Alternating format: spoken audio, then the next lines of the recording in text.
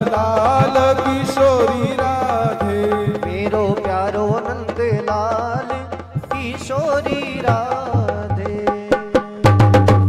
बोलिए बाल कृष्ण लाल की जय, श्रीमद् भागवत महापुराण की जय। परम मंगलमय आज इस ज्ञान यज्ञ में सभी को सम्मिलित होने का सो अवसर प्राप्त हुआ है।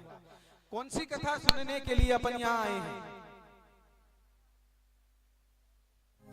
बोलिए बाल कृष्ण लाल की। आज प्रथम दिवस है, धीरे धीरे व्यवस्थाएं सुदृढ़ होती जाएगी। अपने तो यहाँ ध्यान रखना है, भगवान इंद्रदेव प्रसन्न है, वैसे ही उनकी आवश्यकता भी है, आते रहेंगे, अपना कर्म अपन को करना है। तो अपन यहाँ कौन सी कथा सुनने के लिए आए हैं? श्रीमद् भागवत महापुराण की कथा प्रायः सभी सुनते हैं, सभी सुन रहे हैं कथा। नित्य प्रतिदिन कोई टीवी में सुनता है, कहीं किसी गुरुजी के पास जाके सभी श्रवण करते हैं। कथा वही है। सूत जी महाराज, शौनक आदि 88,000 ऋषि, परीक्षित जी महाराज, सुखदेव जी महाराज ने जिस प्रकार परीक्षित जी को कथा श्रवण करवाई थी, उसी प्रकार जैसी मुझसे बनेगी वैसी मैं कथा आपको श्रवण करवाऊंगा। आप तक मेरी आवाज क्लियर आ रही है, साफ सुथरी आ रही है? अशुद्ध कोने के 4-5 पंडित जी एक घंटे बोली रहा। आवाज आ रही है आपके पास में? हाँ नहीं, एक जगह कथा करने गए हम, तो वहां से एक बासा किया है, तो बासा साहब ने कहा कि एक पंडित जी कथा कर रहे हैं कि 4 पंडित जी कथा कर रहे हैं, ये पता नहीं चल रहा है। आवाज आपके पास आ रही है? क्योंकि मेरी आवाज जब तक आपके पास सही से नहीं आएगी तब तक आपको कथा समझ में आने वाली नहीं। तो कथा का प्रायः प्रयोजन ये होना चाहिए, कथा तो सब रोज सुनते हैं, रोज सुन रहे हैं, कोई कहां सुन रहा है, कोई कहां सुन रहा है, कोई कहां सुन रहा है, सभी अपने अपने हिसाब से कथा श्रवण करते हैं। परंतु रोज नित्य प्रतिदिन कथा में कुछ नया क्या सुनने को मिले, कुछ नया कथा में क्या आपको सुनने का मिलेगा, जो मुझसे बनेगा उसका मैं प्रयास अवश्य करूंगा। बोलिए बाल कृष्ण लाल की। तो श्रीमद् भागवत की जो कथा है, इसका प्रथम दिवस का जो महात्म्य है, उस महात्म्य को आज हम सब मिलकर श्रवण करेंगे। महात्म्य का प्रथम श्लोक है, सच्चिदानंद रूपाय विश्वोत्पत्त्यादि हेतवे तापत्रय विनाशाय श्री कृष्णाय वयं नुमः। श्रीमद् भागवत महापुराण की महात्मा का प्रथम श्लोक है कि सच्चिदानंद रूपाय, भगवान का कृष्ण का जो बाल स्वरूप है वह कैसा बतलाया गया है? सच्चित और आनंद, सच्चित और आनंद। सच्चिदानंद रूपाय विश्वोत्पत्त्यादि हेतवे तापत्रय विनाशाय श्री कृष्णाय वयं नुमः। भगवान का स्वरूप कैसा है? सत्य, सत्य यानी हमेशा सत्य बोलने वाला। भगवान के वहां कभी भी असत्य प्रवेश नहीं कर सकता। इसके बाद है चित, चित यानी ज्ञान, जो हमेशा ज्ञान से पूर्ण हो, कभी भी अज्ञान रूपी वेग से आकर अज्ञान की बात न करे। और अंत में है आनंद, सतचित और आनंद। भगवान का नाम हमेशा आनंद प्रदान करने वाला है। आपको चाहे आप कहीं पे भी जा रहे हो, आपको आनंद नहीं आएगा, परंतु अगर आप भगवान का नाम लेंगे, भगवान का नाम लेते लेते लेते अगर तीर्थ यात्रा में गए, न कहीं पर भी अगर गए, न वहां अगर 5 मिनट आप बैठ गए तो मन गवाही देगा यहीं रह जाए भगवान के चरण, क्योंकि भगवान आनंद को प्रदान करने वाले हैं। आनंद की सिंधु राशि हैं, आनंद देने वाले। अच्छा, एक प्रश्न मैं आपसे करूं कि सच्चिदानंद रूपाय, हर शब्द का विपरीत होता है। दिन का विपरीत होता है रात, सूर्य का विपरीत मतलब उल्टा होता है चंद्रमा। तो आनंद का विपरीत क्या होता है? उल्टा। आनंद का भी तो कुछ विपरीत होना चाहिए। कई विपरीत आनंद को दुख।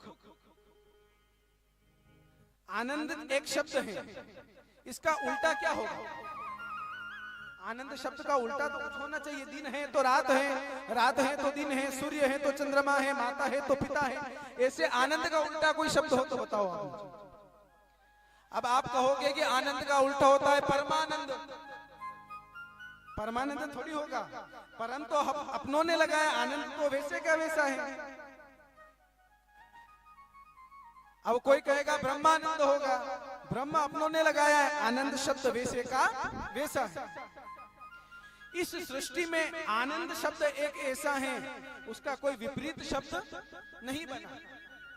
आनंद कहाँ प्राप्त होता है? कहीं यात्रा में जा रहे हैं, बड़ी तेज धूप लग रही है, और धूप लगते लगते अगर कहीं बढ़िया छांव दिख जाए तो आप कहेगा सब आनंद ही। यही कहते हैं अपन। वो आनंद कहाँ से आता है? भीतर से आता है, अपने हृदय से आनंद प्रकट होता है। आनंद कहीं ढूंढने की वस्तु नहीं है। आनंद को अगर ढूंढने जाएंगे तो अपने को मिलेगा नहीं। स्वयं के अंदर आनंद अपने को खोजना पड़ेगा। या फिर कहीं अगर बढ़िया निमंत्रण आया भोजन का, भोजन करने गए न, वहाँ गुलाब जामुन इत्यादि अच्छे अच्छे पकवान बने, 56 भोग, तो वहां थोड़ी आनंद मिलेगा अपने को। वो तो भोजन करेंगे न, सुबह वापस फिर भूख लग जाएगी। तो आनंद कहाँ प्राप्त होता है? भगवान सांवरिया सेठ के चरणों में आनंद प्राप्त। सच्चिदानंद रूपाय विश्वोत्पत्त्यादि हेतवे। भगवान का स्वरूप तटस्थ लक्षण बतलाए हैं कैसे? विश्वोत्पत्त्यादि हेतवे। विश्व की उत्पत्ति कौन करते हैं? भगवान नारायण करते हैं। विश्वोत्पत्त्यादि हेतवे, आदि शब्द में है पालन करना और संहार करना। कैसे भगवान हैं? जन्म देने वाले, पालन करने वाले और अंत में इस संसार का हरण करने वाले भगवान। विश्वोत्पत्त्यादि हेतवे। तापत्रय विनाशाय, 3 प्रकार के ताप होते हैं। तापत्रय विनाशाय, दैहिक, दैविक, भौतिक ताप। 3 प्रकार के ताप होते हैं। दैहिक ताप 2 प्रकार के। बोलिए बालकृष्ण लाल की।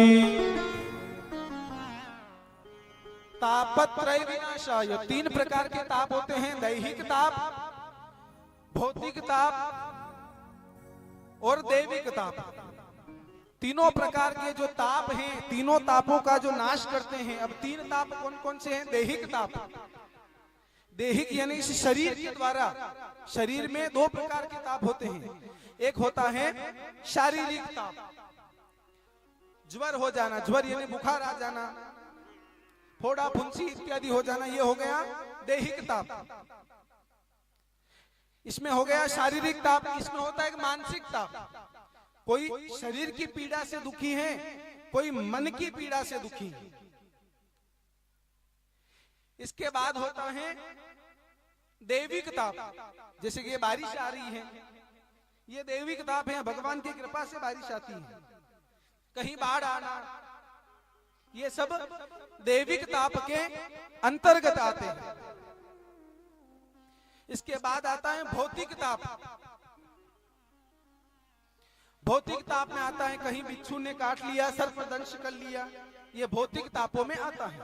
तापत्रय विनाशाय श्री कृष्णाय वयम नमः, ऐसे तीनों तापों का जो नाश करने वाले भगवान नारायण हैं, उनको मैं नमस्कार।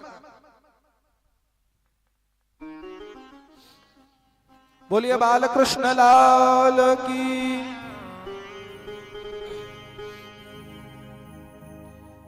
तो इस प्रकार प्रथम श्लोक का महात्म्य बतलाया गया। अब कथा सुनने के कुछ नियम हैं, किस प्रकार कथा सुनना चाहिए, नियम की चर्चा कर लें। आज महात्म्य है, प्रथम दिवस है कि कथा सुनने का नियम क्या है। तो सर्वप्रथम एकाग्रचित होकर मन को यहां पांडाल में ही रखना है, वहां घर पे नहीं ले जाना। ऐसा बारिश आ रही है कि अपना अपना कार्य सब देखते रहेंगे, मन यहां होना चाहिए। मन अगर यहाँ है तो कथा सुनना सार्थक है। न मन अगर यहाँ कोनी न घरे है कि पानी पड़ी रो कि भेष आली विरी वेगा के चारों नाक्यों अपनी नाक्यों, तो उसमें आप कथा नहीं सुन पाओ। तो मन का स्थिर होना,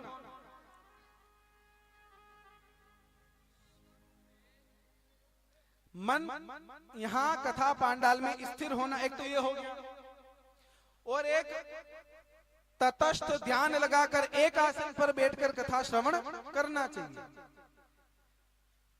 कथा सुनने का नियम है कि एक ही आसन पर बैठे, थोड़ी देर में ये घुटना ऊपर करें, थोड़ी देर में ये घुटना ऊपर करें, ऐसा नहीं होना चाहिए।